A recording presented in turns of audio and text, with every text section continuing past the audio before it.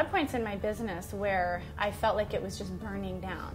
I think if you're an entrepreneur, you're going to have those times where you look around and think, this is not how it was supposed to go. You know, there was supposed to be an uphill trajectory that, you know, somehow someone promised me, but then you step back and realize I wasn't promised anything, and I'm going to have to figure this out myself.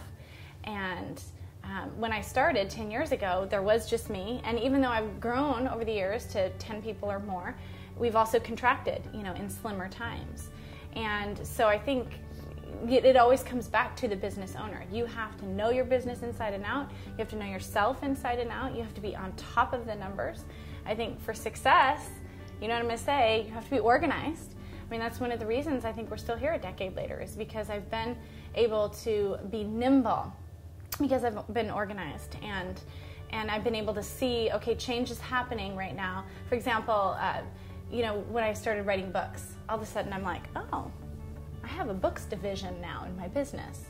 You know, I started designing products, and my strategic planner was going, oh, Vicki, I don't know if you really want to do this, because products is a pretty, you know, different business from professional services, which is what your consulting firm is all about. And I told him, well, that's like telling a woman in labor to close her legs. That's not going to happen. I'm going to birth these products because they've just come out of me, and they've come out of my experience in the marketplace.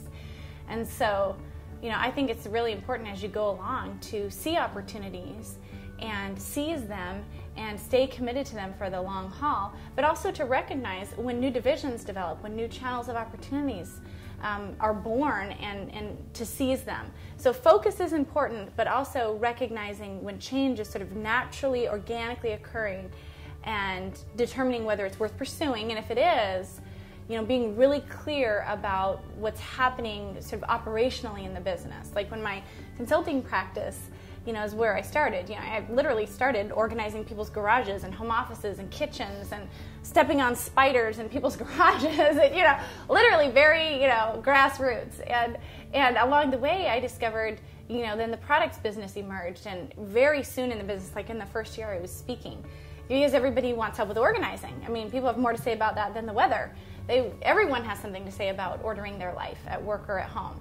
And so people started inviting me to speak, and I realized that was another income division. So I also, though, Ken, have surrounded myself by a lot of advisors, and I think that's important too, because strategic advisors have been able to speak into my business over the years and say, okay, well, maybe we need to class your business and sort of separate out these 5 different divisions. Mm-hmm. Because, of course, you accrue some debt when you're going through new ventures. I mean, I probably have, I don't know, $100,000 in my intellectual property portfolio over the years, just in trademarks and patents, which are extremely expensive, R&D for the product line. And so as these things developed, you know, I needed to make sure that I could force revenue, but also out of the products division specifically, but it had to get into the black as soon as possible, so that you're not pillaging your core business like your consulting firm to go off and do these new ventures indefinitely. I think it's okay to pillage for a while, at least for me it was, because I believe in self-capitalizing when you can. And so, you know, the consulting business was profitable, and so I took some of those profits, drove it into the products business, and built that until it was in the black. But now, you know, having all my 5 divisions, which are consulting, books, products, speaking, and brand, I want all of those divisions to be in the black and to be self-supporting. So I think that's important, that these different divisions emerge, and you want to see that they're happening, and then you want to make sure that they're standing on their own 2 feet, so to speak.